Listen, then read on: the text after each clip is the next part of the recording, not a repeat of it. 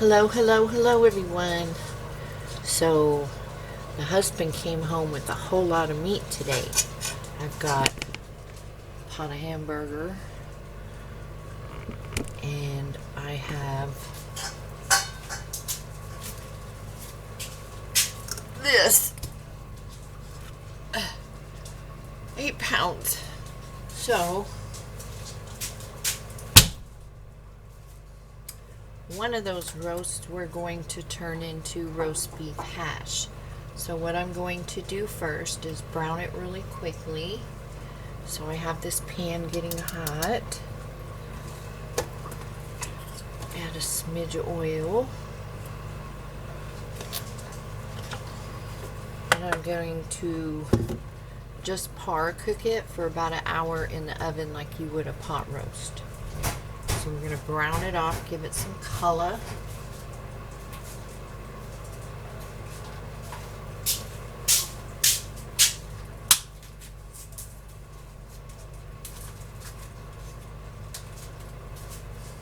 I'm going to salt and pepper one side of it, and then we'll do the other side when we put it in the pot.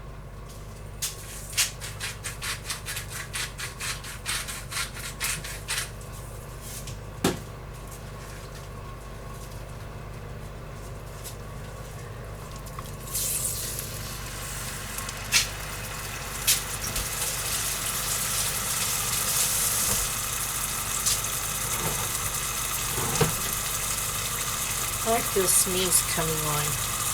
And then with the the hamburger, I'm going to, I still feel sneeze.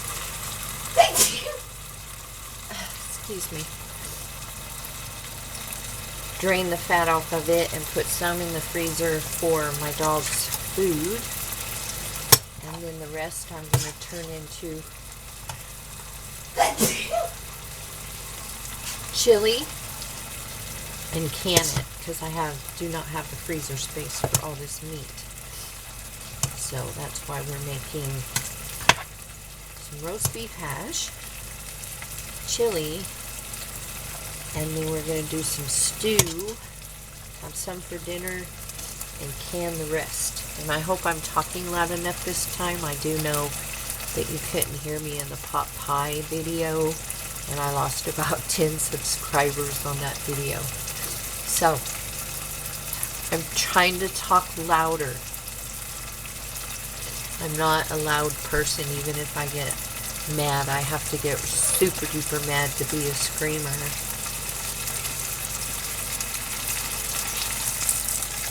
So, salt this side.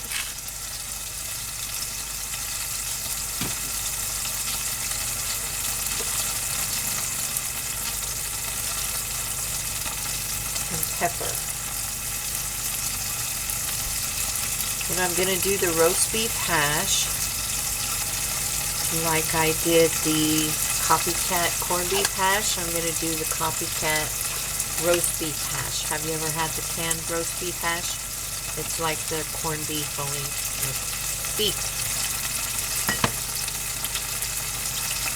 And then what I'll add to this is a little bit of beef bouillon and water and throw it in the oven. So when we flip this over and we start adding the broth and water, I'll come back. Hey everybody, so this is the next step to our roast beef hash. The beef is cooked. I have the juices from it here. We'll be using that, and that I added water to that just in case, so I'd have enough. We have, let's see if we go over here, our potatoes diced up, and you can do your potatoes as big or small as you want. And we're going to run this through the food processor. It's already cooked and it's cold. It's been in the refrigerator. So it's going to be hard to cut. And we're going to run it through the processor just like we did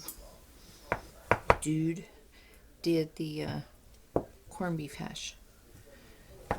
And this I'm wanting like the canned roast beef hash as well. Plus this will make your meat stretch. And I will do this in the food processor off camera so you don't have to hear that. And then I'll show you how fine I did it. Trimming off some of this fat.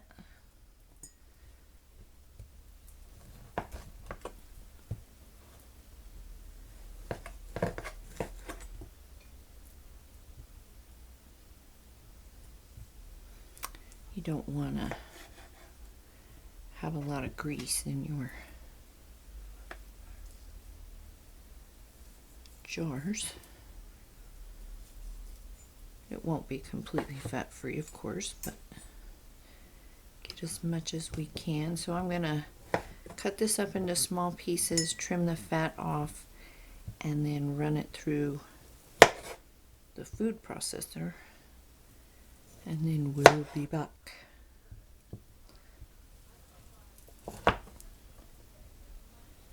Not much you can do about the streaky fat through it, but get those big chunks out of there. I hope you all had a happy Thanksgiving.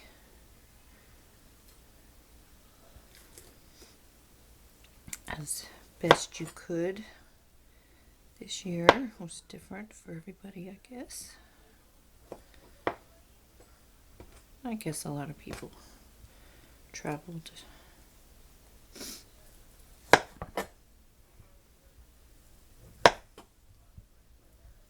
So I'm going to continue chunking this up and then run it through the food processor, and then I'll come back and show you what we got.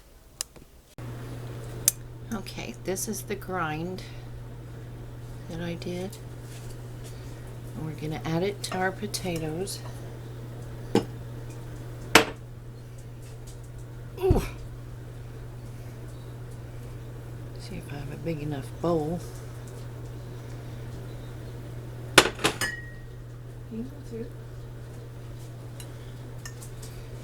Stir it up. I have my audience at my feet. They smell this meat.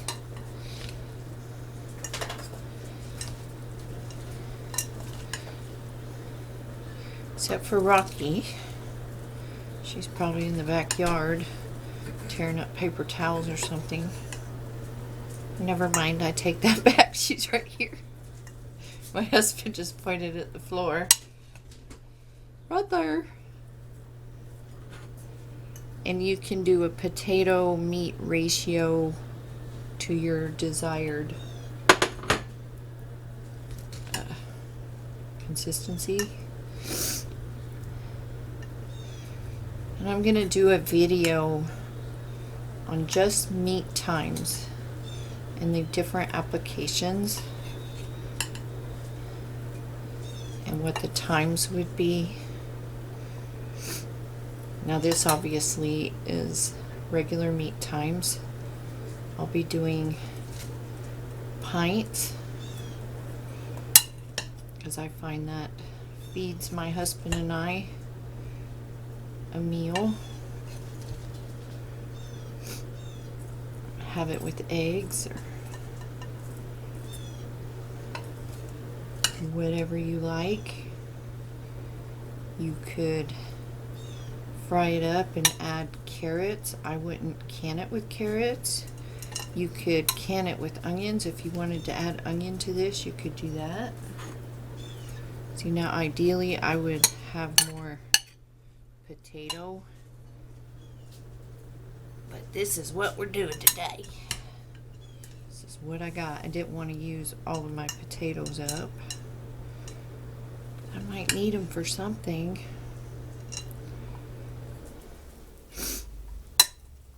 I did a Walmart pickup today and didn't have potatoes on there, so I don't want to go back to the store straight away. But I personally would add more potato to this in a perfect world. So now we're going to start packing our jars, and you do want to pack them really well.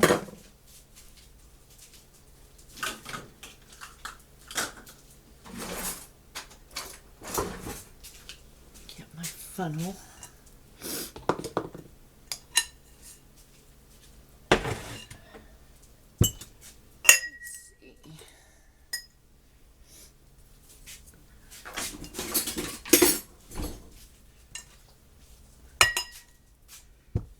So, let's see if we back up here, if you can see everything. Put our funnel in there. I'll start out with the big spoon.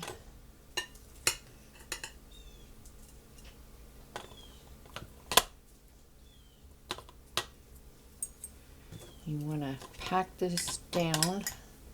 Those potatoes are raw, so they're going to shrink. This will compact under pressure, so you want to make sure you push that down. If you have a pickle packer, that wooden thing for the mason jars, I have one. That would work perfect for packing your jars. I don't know if that's the appropriate name for it, but sounds kind of funny, pickle packer. You want 1 inch of headspace. I need to probably get closer to the microphone and talk louder, I don't know. 1 inch of headspace packed really well. A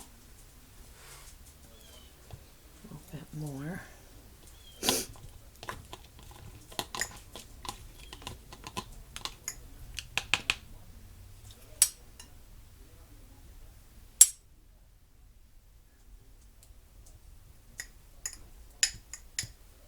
This is one of the few applications where I like canned potatoes. I think canned potatoes are handy to have on the shelf just in case. They are good fried. Now I'm not going to drown this in liquid just like the corned beef hash, because these will actually put off more liquid from the potato and the meat, because the meat was not, it was only cooked for an hour in the oven just like you would do a pot roast. So it's going to release more as well.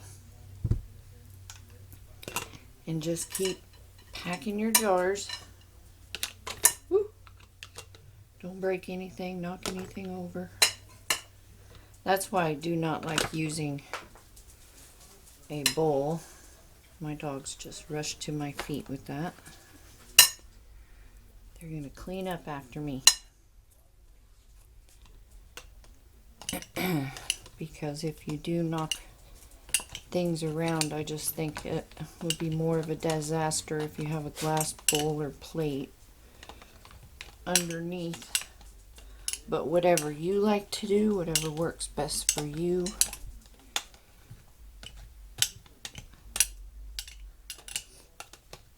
I just know if a disaster is going to happen, it'll be 10 times worse if I have more things to break. I don't have too many disasters, but it happens. You've seen it. I don't edit out all my mistakes. This is not a perfect channel. This is raw, unfiltered, uncut.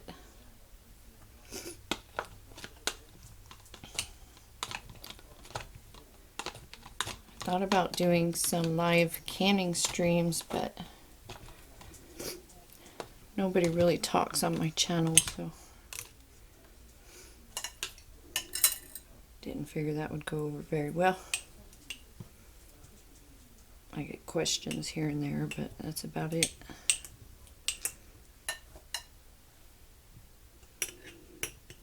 Not much after my last video. Had zero comments. I have several like that. It's kind of weird. Creeps me out a little bit. our liquid.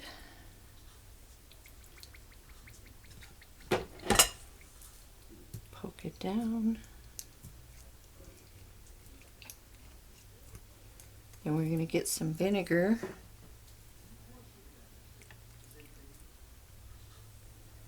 And clean our rims. Sorry, I get quiet when I'm trying to focus. Okay, let's get some vinegar. Excuse me, guys. Excuse me. Excuse me. I know you're very interested right now. It's almost your dinner time. Or lunch time, whatever you want to call it.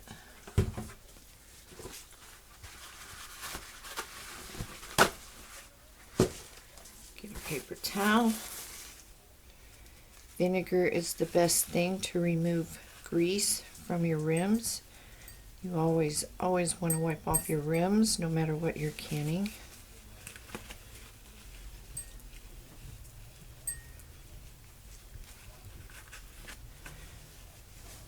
Say the jar is about 2/3 with liquid. So that should give you room for additional liquid to build up in the jar and not siphon out. Don't worry about siphoning if it does happen. As long as your lids seal, you will be okay. Put our flat on. Put your ring fingertip tight. I have 3 quarts of water in my canner.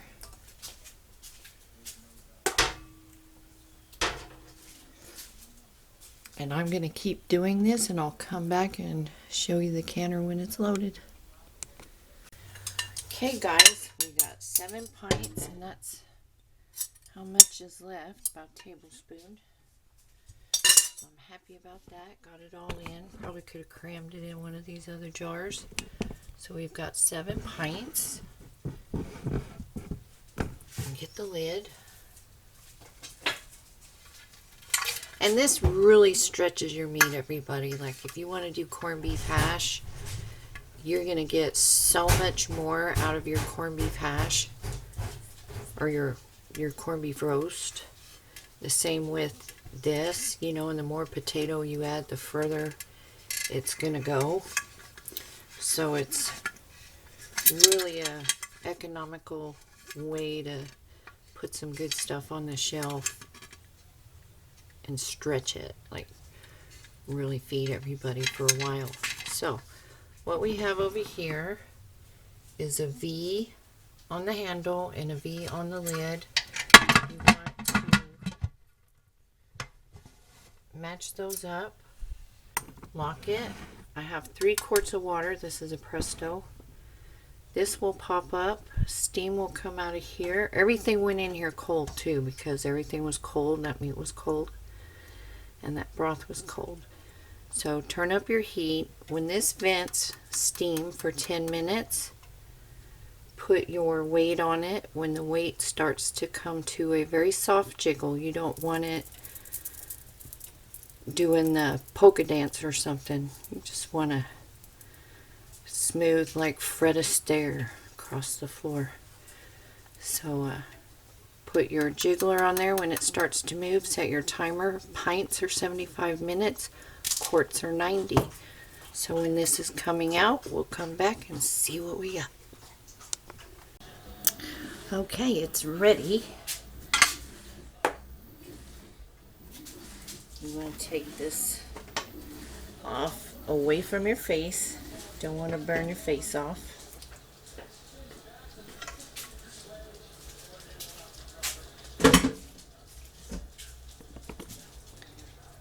And there's our hash. Oh, I steamed you out.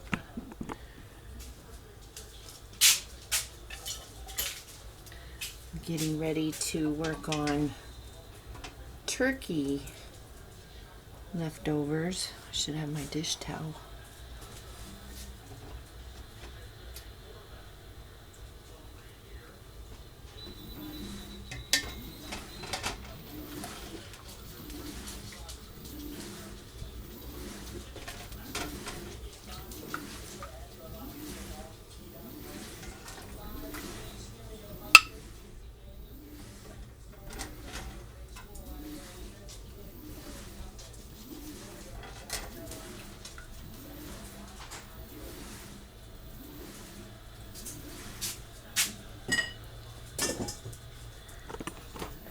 Here we go.